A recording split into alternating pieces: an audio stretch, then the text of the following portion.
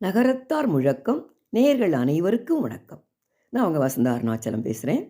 நம்ம இன்னைக்கு பார்க்க போகிற பதிவு நவகிரகங்களை வழிபடும் முறையும் அதன் பலன்களும். அதை தான் நம்ம பார்க்க போகிறோம். வாங்க நம்ம நிகழ்ச்சிக்கு போகலாமா? நவகிரகங்களை வழிபடும் முறையும் அதன் பலன்களும். கோயில்களில் நவகிரகங்களை வழிபட செல்லும் பக்தர்களுக்கு பெரும்பாலும் ஏற்படும் சந்தேகம் நவகிரகங்களை எப்படி வழிபடுவது என்பதுதான்.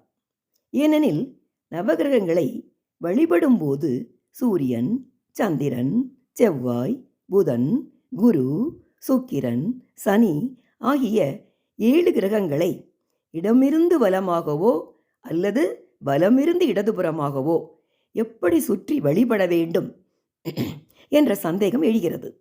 நவகிரகங்களை எப்படி வழிபடுவது, எத்தனை முறை வலம் வர வேண்டும், எந்த கிரகத்தால் என்ன பலன் கிடைக்கும் என்று இன்றைய பதிவில் தெரிந்து கொள்வோம்.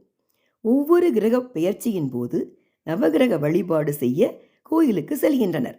எனவே சரியான வழிபாட்டு முறையை தெரிந்து கொண்டு அதற்கேற்றாற்போல் வழிபட்டால் கிரகதோஷத்திலிருந்து விடுபடலாம்.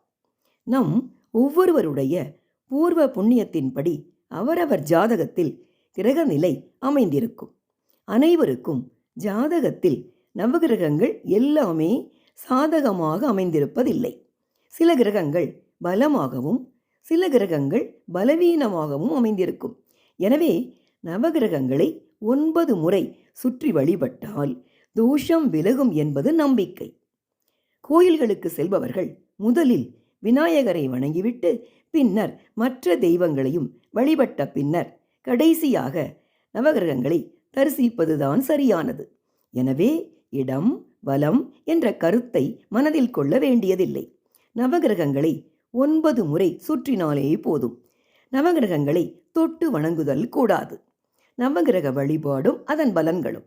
சூரியனை வழிபட்டால் ஆரோக்கியமும் வாழ்வில் மங்களமும் கிடைக்கும். சந்திரனை வணங்கினால் புகழ் கிடைக்கும்.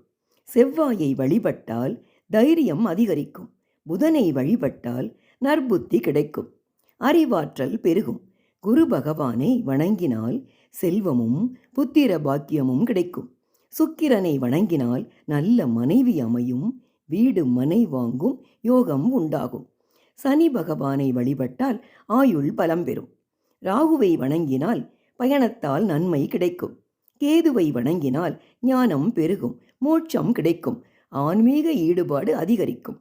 கிழமைக்கு ஏற்றவாறு அந்த கிரகத்துக்கு உரிய கடவுளை வணங்கும் போது கூடுதல் பலன் கிடைக்கும். நன்றி, வணக்கம்.